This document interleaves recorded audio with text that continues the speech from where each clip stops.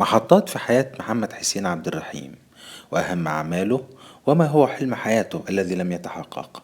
ولد محمد حسين عبد الرحيم عام 1951 ببغداد، وهو فلسطيني الأصل. هاجرت عائلته إلى العراق بعد حرب عام 1948. تخرج محمد حسين عبد الرحيم من كلية الآداب قسم اللغة الإنجليزية.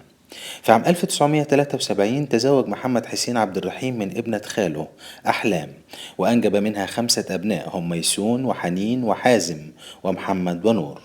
ومحمد حسين عبد الرحيم هو خال الفنان زهير محمد رشيد، وهو فنان عراقي معروف. كان محمد حسين عبد الرحيم يحب الفن وخاصة الغناء، ويستمع كثيرا لألحان وأغاني الموسيقار محمد عبد الوهاب.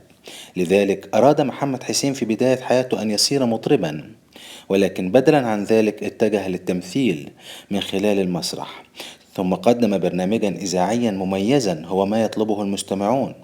ثم انطلق بعد ذلك في المسلسلات في أدوار صغيرة، وكانت البداية في مسلسل محطات الذاكرة عام 1979، لتستمر مسيرته الفنية حتى الآن ل45 عاما، قدم فيهم حوالي 90 عمل فني.